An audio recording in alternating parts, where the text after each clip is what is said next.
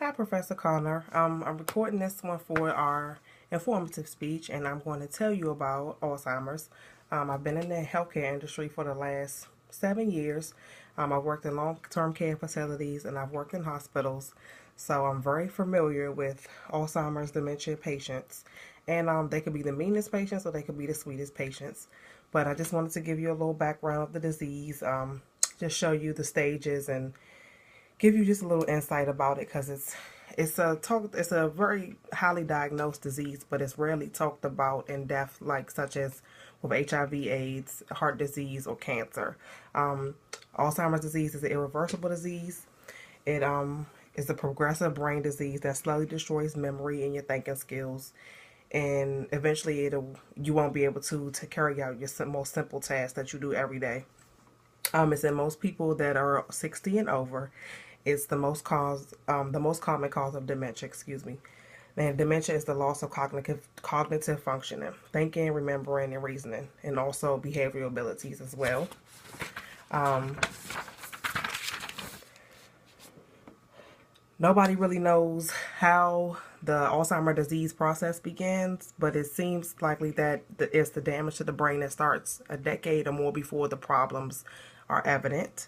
Very early signs and symptoms are memory loss are typically the first warning signs, and then it's a decline in other aspects like cognition, like word finding, visual, and impaired reasoning or judgment. There are three stages to Alzheimer's disease. You have mild, moderate, and severe.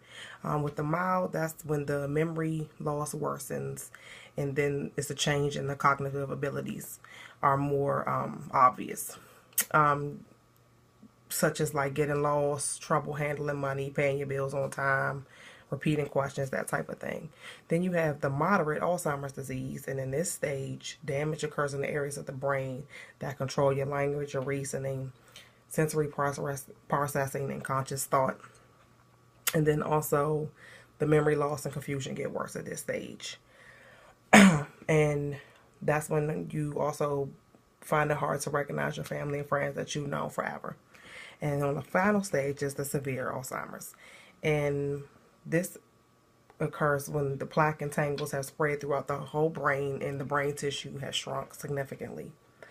People with severe Alzheimer's usually cannot communicate and are completely dependent on other people. Scientists don't fully understand what causes Alzheimer's disease, but it's become increasingly clear that because of the complex series of events that take place in the brain over a long period of time. It's most likely a cause of genetic, environmental, and lifestyle factors as well. Also, with any disease, finding out early, beginning treatment early is the best thing. Getting an early, accurate diagnosis is beneficial for several reasons. It can tell people whether their symptoms are Alzheimer's or another case, such as like a stroke, tumor, Parkinson's disease, or side effects of medications. And when you begin the process of treating the disease early, it can help preserve function for some time. So even though the disease will always progress, you can kind of have a handle on it when you start off early. So this can help, how your family, your friends can deal with you and help you out, how they can plan for your future, make your living arrangements, take care of your medical and legal matters, and, develop support networks for you. It can also provide greater opportunities for people to get involved in clinical trials as well, if, people want to do that. In a typical clinical trial, scientists test a drug or treatment to see if the intervention is effective and for whom it worked best with. People with Alzheimer's disease or those with history of Alzheimer's disease and people with no memory problems and no family history disease also take part in the clinical trials as well. If there are many foundations for research and education about Alzheimer's disease. You have the Alzheimer's Disease Education and Referral Center, which is right here in Silver Spring. You have the NIH Senior Health, and that gives a lot of information on how to stay up to date education, referrals, and it's just the whole institute is dedicated to aging. I hope I was helpful with giving you some more insight about Alzheimer's disease. Thank you.